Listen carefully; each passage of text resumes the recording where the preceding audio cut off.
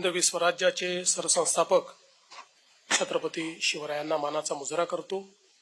भारतीय राज्यघटनेचे शिल्पकार भारतरत्न डॉक्टर बाबासाहेब आंबेडकर यांना मानवंदना अर्पित करतो। सिद्धिविनायक सेवा फाउंडेशनच्या वतीनं आज उद्घाटित झालेल्या श्री गंगाधरराव फडणवीस मेमोरियल डायग्नोस्टिक सेंटरच्या या लोकार्पण सोहळ्याला प्रमुख अतिथी म्हणून उपस्थित असलेले परमपूजनीय सरसंघचालकजी डॉक्टर मोहनजी भागवत, आपल्या सर्वांचे लाडके नेते आणि मार्गदर्शक माननीय नितीनजी गडकरी, आमच्या मातोश्री श्रीमती सरिता फडणवीस, माझे सहकारी चंद्रशेखरजी बावनकुळे, मंगलप्रभात लोढाजी, पंकज भोयरजी, आशिष जयस्वालजी, खासदार मायाते उनाते, महापौर नीताताई ठाकरे, त्याचप्रमाणे ज्यांच्या संकल्पनेतून आणि ज्यांच्या मेहनतीतून हे सेंटर उभं राहिलं ते आमदार संदीपजी जोशी, त्याचप्रमाणे त्यांना समर्थपणे मदत करणारे श्री अक्षय नाईक, श्री पराग सराफ, श्री रितेश गावंडे, श्रीमती मिनल काळे, श्रीमती वासंतीताई देशपांडे, श्री अनिरुद्ध आंबटकर, श्री महेंद्र भोगावकर, श्री संदीप बारसकर, मंचावर उपस्थित असलेले सर्व आमचे आमदार, लोकप्रतिनिधी, सर्व मान्यवर नागरिकगण, या कार्यक्रमाकरता उपस्थित असलेले सर्व गणमान्य नागरिक, माता भगिनी आणि बंधूंनो, आज अतिशय आनंदाची आणि समाधानाची गोष्ट आहे की 2 वर्षापूर्वी ज्या डायग्नोस्टिक सेंटरचं भूमिपूजन आपण केलं होतं, आज परमपूजनीय सरसंघचालकजींच्या हस्ते त्याचं लोकार्पण या ठिकाणी होत आहे। आणि अतिशय सुंदर असं हे डायग्नोस्टिक सेंटर, अतिशय आधुनिक अशा प्रकारच्या सर्व मशीन्स ज्याच्यामध्ये आहेत, सर्व सेवा सुविधा आहेत, असं हे डायग्नोस्टिक सेंटर आजपासनं आपल्या सर्वांच्या सेवेत रुजू होत आहे। खरं म्हणजे हे जे काही डायग्नोस्टिक सेंटर उभं राहिलं, याच्या पाठीमागे संपूर्ण जी मेहनत आहे ती संदीपजींची आहे। संदीपजींनी ही सगळी टीम उभी केली आणि या टीमच्या माध्यमातून अतिशय कमी वेळामध्ये हे डायग्नोस्टिक सेंटर उभं केलं। ज्यावेळी डायग्नोस्टिक सेंटरच्या संदर्भात त्यांनी मला सांगितलं की आपण असं ठरवलं होतं की एखादं चांगलं डायग्नोस्टिक सेंटर झालं पाहिजे, तर आता मी त्याचा पाठपुरावा करतोय, मी ते करतोय आणि त्याला माझी इच्छा आहे की स्वर्गीय गंगाधररावजींचं नाव द्यायचं।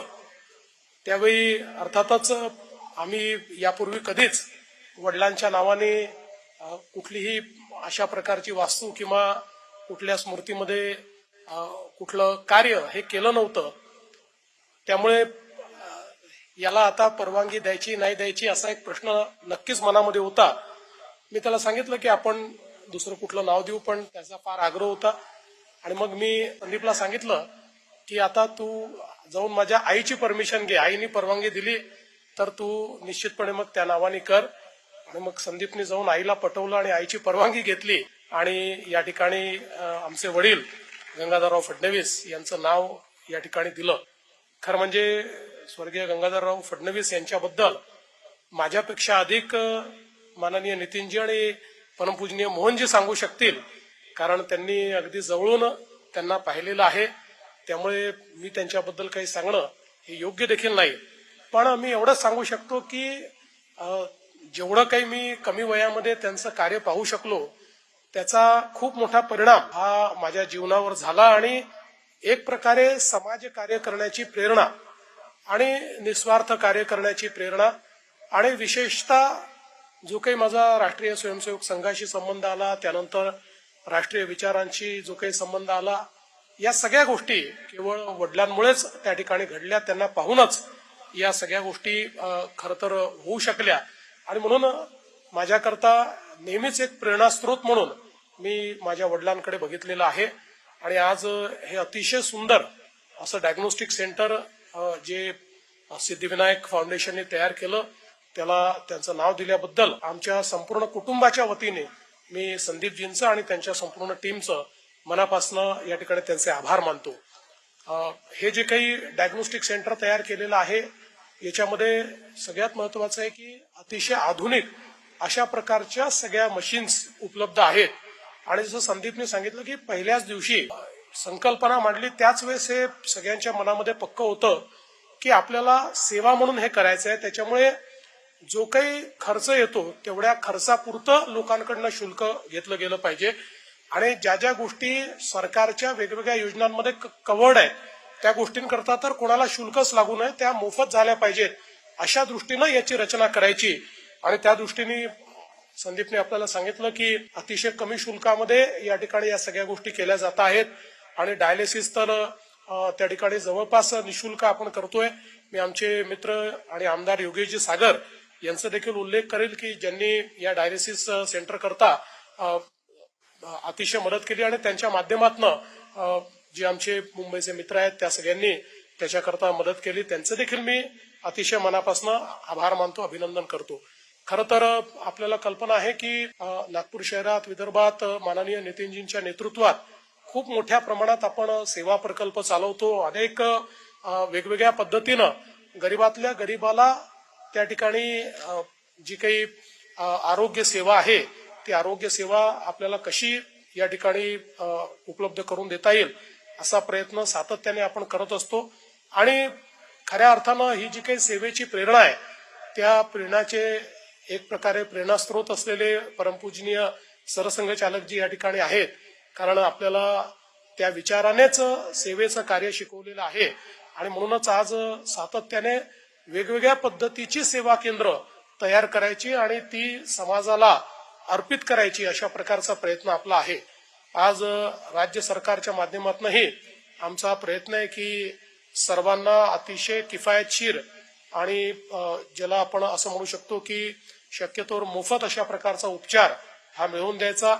देशाचे प्रधानमंत्री माननीय नरेंद्र मोदीजी यांची जी जनारोग्य योजना आहे त्याच्यासोबत महाराष्ट्र सरकारनेही महात्मा फुले जनारोग्य योजना सुरू केली आणि या दोन योजनांच्या माध्यमातून आता जवळपास महाराष्ट्रातल्या 100% लोकांना आपण या योजनांमध्ये कव्हर केलेलं आहे.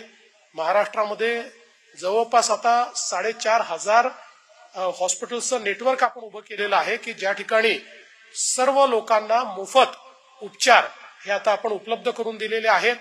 जवळपास पूर्वी 1200 आजारांकरता आपण मदत करायचो, आता त्याची संख्या ही 2400 केलेली आहे.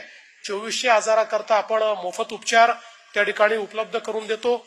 आणि त्याचसोबत जे ऑर्गन ट्रान्सप्लांट सारखे जवळपास 12 अशा प्रकारचे उपचार पद्धती आहेत की ज्याला अधिक खर्च येतो त्यांना 22 लाख रुपयापर्यंत आपण राज्य सरकारच्या वतीनं या ठिकाणी मदत करतो. आणि सामान्य माणसाला कुठल्याही प्रकारे आरोग्याचा जो काही खर्च आहे तो परवडला पाहिजे या दृष्टीने आपण प्रयत्न करतो.